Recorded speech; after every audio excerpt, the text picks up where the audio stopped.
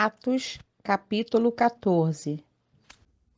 Em Icônio, Paulo e Barnabé entraram juntos na sinagoga judaica e falaram de tal modo que veio a crer grande multidão, tanto de judeus como de gregos.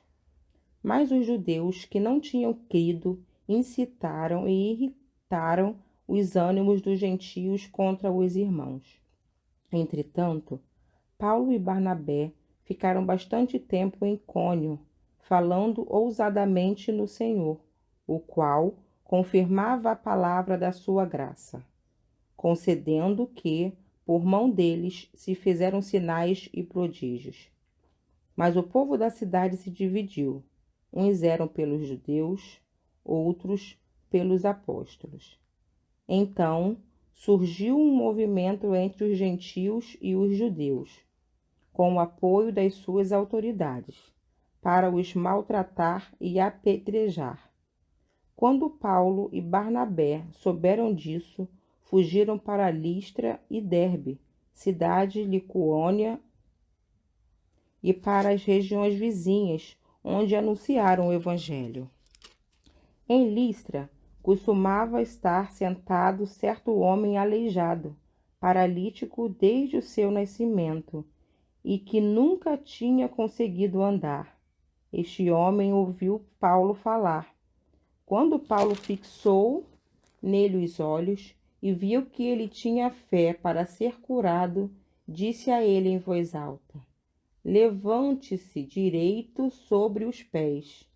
O homem saltou e começou a andar.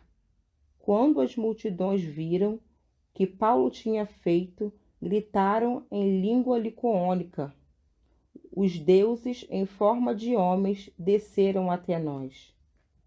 A Barnabé chamavam Júpiter e a Paulo Mercúrio, porque este era o principal portador da palavra.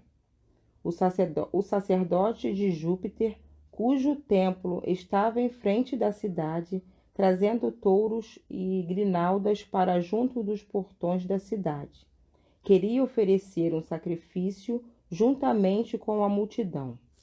Porém, ouvindo isto, os apóstolos Barnabé e Paulo, rasgando as suas roupas, saltaram para o meio da multidão, gritando: Senhores, por que estão fazendo isto?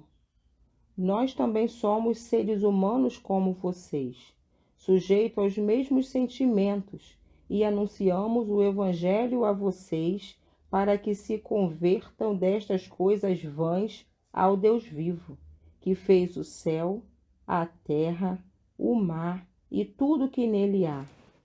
Nas gerações passadas, Deus permitiu que todos os povos andassem nos seus próprios caminhos. Contudo, não deixou de dar testemunho de si mesmo, fazendo o bem, dando a vocês chuvas do céu e estações frutíferas, enchendo o coração de vocês de fartura e de alegria. Dizendo isto, foi ainda com dificuldade que impediram a multidão de lhes oferecer sacrifícios. Entretanto, chegaram judeus de Antioquia e Icônio e, instigando as multidões, apedrejaram Paulo e o arrastaram para fora da cidade, dando-o por morto.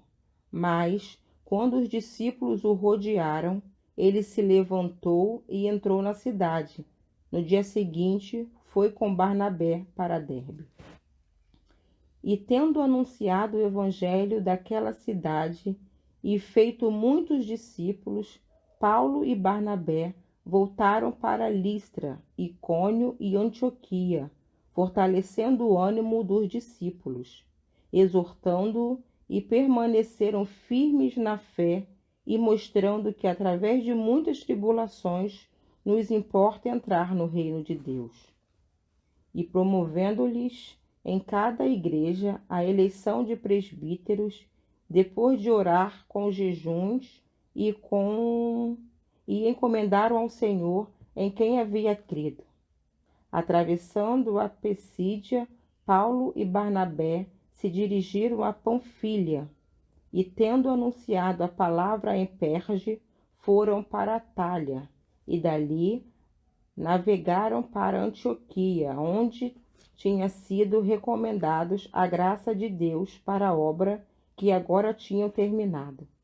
Quando chegaram a Antioquia, reuniram a igreja e relataram tudo que Deus havia feito com eles e como tinha aberto aos gentios a porta da fé, e permaneceram muito tempo com os discípulos.